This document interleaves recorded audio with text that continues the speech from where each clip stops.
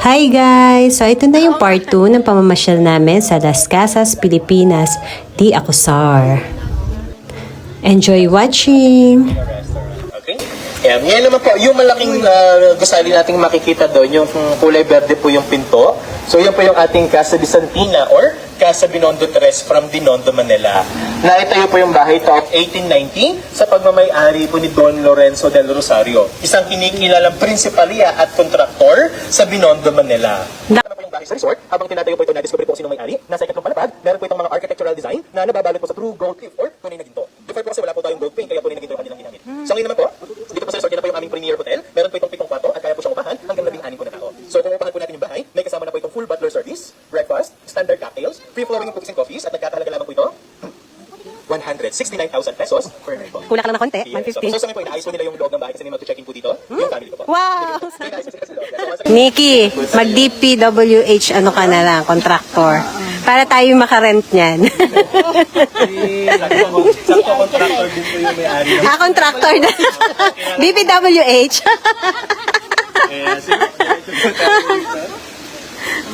Kaya ng mga diskaya.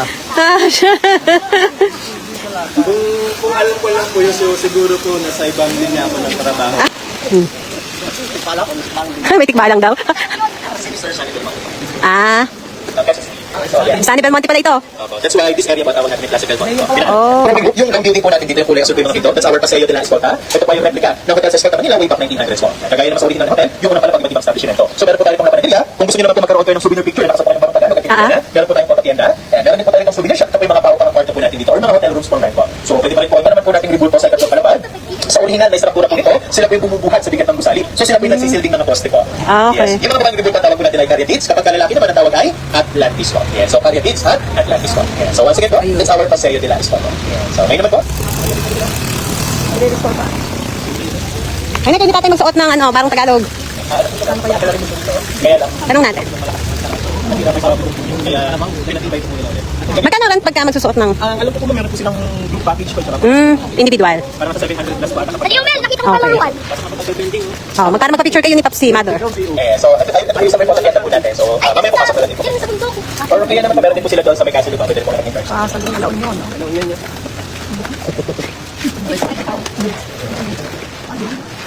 Chinelas. Dito po, pwede po mga tawag po natin dyan ay galinera. Noong araw po kapag may mga bisita tayo, tapos may dala silang manok, sa ilalim doon po siya kinukulong. So, kapansin po niya, open po siya. Kulungan pa na naman. Galinera, ako po ito sa salitang galina, nang ibig sabihin po ay chicken. Kaya tinatawag din po yung hen house po. Sa panahon po kasi natin ngayon mga aso, yung mga dala natin kapag bumibisita tayo, noong araw po mga manok. Kasi yung mga Pilipino, mahilig po talaga sila sa manok. Yes. So, galinera ang tawag natin. Okay? Yan. Ngayon naman po, para po sa bahay po natin, ito, this is our Casa Luna from Luna, La Union. Nakita niyo po yung bahay taong 1850 sa pagmamag-ari po ni Don Fernandino Bundicio, tiyuhin ng mga kapatid po na Luna. Si Antonio Luna, ating magiging na general, at si Juan Luna, ating Philippine Master of Art. Ito itong museum for antique collection of Mr. Acosar po. Yan. And then mamaya po, pagkakit natin sa taas, meron po tayo dito makikita na makikita na pasilyo na nakapaikot sa gilid po ng bahay. Kagaya po sa may kasabihan natin kanina. Ang tawag po doon ay bulada. Ang bulada, daanan po ito para po sa isang uri ng alipin. Natatandaan niyo po ba yung dalawang klase ng alipin po natin? Alipin sa gilid at yes na mamahay. Yung alipin sa gilid, sila po yung gumagamit po ng bulada. Kasi literal sa gilid lamang po sila. Hindi po sila pwede pumasok sa loob at magsilbi po ng harapan sa kanilang amo. Sila po kasi yung uri ng alipin na nabi lamang sa gera. Kung kaya wala po silang sariling ari-arian. Ang nakakalungkot sa kanilang sitwasyon, pwede po silang ipagbili o ibigay bilang regalo ng kanilang mga amo. So para sila alipin sa gilid, isa po tayong panauhing sa gilid po. Okay? Yes. So akit na po tayo, kita tayo na po natin. Ito yung last house na makasok po natin. Ito na daw yung last house? Super ha? Ba't ayaw mo na? Pagod ka na? Eh siya, pahinga. Wala tayong tubig na dala pala. Baka meron doon. Medyo madaling makikita tayo. Jared Kapit. Pero huwag kang hihipo doon ng mga ano ha. Baka alapit bebe. Yung may bukas na electric pan sa Oh, yun. May electric pa na. Di naman. Ay, babae. Gagap mama. Hindi naman. sa plastic. Matarek. Oo, matarek. Kapit bebe. Bakit tayo? Yung kay ate. Kita Nikki. Matirid daw, matirid. Oh, sa gilid daw tayo. Panauhin sa gilid. Yung mga babae natin dito. Yan, kami meron nun namin. So, ngayon po for group, so may silip po natin ito. Jared, no. Don't touch. Jared. So, may mga old heart po tayo. And then, antique piano. Yan. Ito po yung isang version po ng butaka. Pero ito hindi po siya ginagamit sa piano. Okay. Ito naman ay tinatawag po ng lazy chair. Kasi yung mga chair nito, madalas dito po sila natutulog or nagpapahinga. Yan. Butaka din po ang tawag. Yan. And then, nagkakali po na kanilang mga anak. So, sa record table. Platera po natin. Diyan po nakalagay yung mga special plate. Lumalabas lang kapag kami mga bisita po tayo. And then, yung mga telepono. Itong telepono po natin, actually, kung mapansin po ninyo, hindi sila mga nakangiti. May dalawang dahilan po kasi kung bakit. Yung isang dahilan, matagal silang makuhanan ng litrato, kung kaya, napapagod na po silang umiti. And then yung isang dahilan naman noon, kapag ka po ngumiti kayo, ibig sabihin, kayo pa ay nang-aakit or nakikipag-flirt po kayo. Kaya po yung mga maliban po dito. Oo nga, nakangiti to. Yes, nakita niya po kasi ako kaya. Ano po siya, beautiful po siya nung araw. So, during American era naman. Paikot. For rocking chair, almaryo ang tawag dito. Dito po natin nilalagay yung mga balik at mga unang sa mga antikong salamin. Hindi dito nagsisinungaling. So, kung ano po yung makita ninyo, yung booms mo kayo sapagkat sino magkakagawa dito. Minsan, pag umaharap ako dito, parang nakikita ko po si Piolo Pascual. Ito po, may idea po ba kayo kung ano po ito? Isa po siya?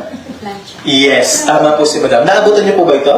Ay, hindi na. So, yung plancha po natin, ito ginagamit natin way back 1800s po. Ang tawag po natin dito ay prinsa di paa or plancha pagulong. Yung damit po natin, ipapaikot po siya rito. Okay? Ilalagay po yung kami na may damit dito, and then yung isa naman po yung nakapatong. Karaniwan po ito nakapwesto, malapit po sa mga bintana o kaya naman po sa mga pader. Kasi po yung kanilang isang paa, na andito. And then yung isa po nandito, saka po sila kakapit pang balanse at ganito po siya gamitin po. Wow, ang galing kumembot. Yes. Para lang po ako si Galing.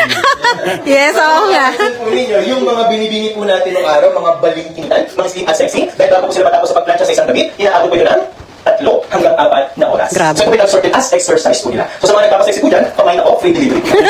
Sigurado ako sa loob ng 2 linggo, Sexy na. Yun na lang po, may pasok na alas 6 ng umaga, alas 2 pa lang, mamamalansya na po ba? Okay? So, Prinsa, di ba? Yan, yan. How about this one po? Lagay ng damit. Yes, lagayan ng damit. Suitcase, luggage, maleta, our travel bag. Ang tawag po natin dito ay yes, tampipi. Lalagyan po ito ng 2 hanggang 3 damit. Ilalagay po ito ng takip, tatalihan po siya pala, at ganito po siya gamitin. Iniipit po sa kilikili, at pag matindi naman po yung sikat ng araw, pwede siya ilagay sa kanilang buluhan para maging protection sa matinding sikat po ng araw. Kaya ang tawag po natin ay tampipi. Yes, opo. Tampipi na po paggamit ng babae. Paano po paggamit ng lalaki? Tampipi pa rin naman, sir. Bako, medyo mabilis si sir. Paggamit lang, sir, tampipi. Okay? So, Louis Vuitton, Philippine style. Okay. Ayan, so sige po. Diyan na. Meron po tayo sa piso sa na kwarto. Tara, let's go. Ang dami pa to. Ano tayo? Nagtutur eh.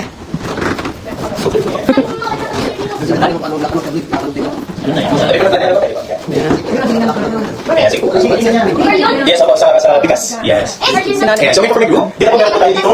Evolution po ng kokikan. Every year po kasi nagpapalit po sila. Iba't iba po yung nating pangat mga weighing scale. Lumang radyo, meron po tayo. Lumang projector. Radyo po, no? An old machine gun, meron po tayo dito. Oh. And then sa or siren, alert po natin. Mano-mano po itong hihikot para Siren. po siya. Okay. And then kung may sa halo-halo, may mga eye shaver po tayo dito. Pugon or oven po natin. And then yung nasa likod po ninyo, mga beauty pin po natin yung araw po. Ayan. Baka meron po kayong makilala, tignan po ninyo. Baka mamaya nakasulubong niyo po pala sila kagabi. O, baka may kamukha ka dyan, inay. Yes. And then nandito naman po sa kabila natin is yung unang version po ng kulay. Ito yung kulay. Ayan. Ito po yung version natin. Yes, ang tawag natin ay? Yes, Prinsa de Corona. Prinsa, ibig sabihin po nito ay to press. So, dito po nilalagay po at nilalagay po ng handle ng kahoy kasi humihingi niya po yung kanyang kawakan po. So, Prinsa de Corona. Yes, ito naman po yung naabutan po ng kabilaan. Yes, so yung uling po natin, dito po siya nilalagay sa loob. And then minsan, naglalagay din po sila ng mga banana leaves sa ilalim para maging smooth at mabango yung kanilang pagplansya. Yes, madalas. Ngayon, yung unang version ng tawag ay Prinsa de Corona. Ano naman dito sa ikalawang version? Prinsa de Corono. Ang tawag po The natin second. ay wireless. Yes, it's already wireless. Wireless. Yes. Bukod po sa wireless, meron na din po tayo ng araw na di Bluetooth. Oo. Di uling din po siya, sa uling na dito po sa ilalim. Okay? Ito rin po, di uling din po siya. Ito po, pag tinas po ito, maaalis po yung lock. Tapos, ito po ay mag-iiwan sa may uling na may apoy. Tapos pag mainit na po siya, ibabalik po ito. And then ibababa po siya ulit para mag-lock. And then, pwede na po siya. Medyo may kabigatan po ito. Sige ma'am. So, kaya nga mo, nay, dandaan ba kami? Mabigat po siya. Ito lang po, gagawin niyo lang po siya. Mabilis. Okay. Ayan, ngayon po yung uling silip natin, meron tayo ditong kumon, casillas or comfort room. Sa loob meron tayong makikita ng 2 butas. Yung po yung pinaka-pointed ball po natin. Kapag gagamitan, kailangan po yung mag-squat. So you need to aim very well para ma-shoot po siya. So ngayon, sisilipin po natin. Pagkasilip natin, diretso po tayo dito sa area nito para medyo maluwag po yung pagkukwentuhan po natin. Okay? So silipin po natin, huwag na po natin pagkakunin. Ayan, so yung 2 butas po na yung pinaka-toilet po. Pawis na eh. Opo. May gumamit na po madam. Sige, dito. May gumamit na? Baka nung nag-uulan po. Aba, may mushroom nga. O, kabuti. Pwedeng lutuin. Tsaka, mamarang daw at saka ano yun? Mamunso. Ayan, dito. Ayun, may mushroom na. Yan, tatatay. Yan, tingga. Ay, Noy. Wala pa rin bang tanong. Pantay ano pa rin natin? Pantay flooring. Pantay na. May ganun pa din po. So, yan guys. Gulo na, haggard na.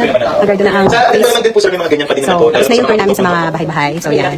May See you later. Bye. Tapos sa labas ng bahay, marami po sa iyo. So yung dumikapit, dumidiretso po siya sa iyo. Kung hindi kayo ganun, mamaya naman din po yung babas kanya. Okay?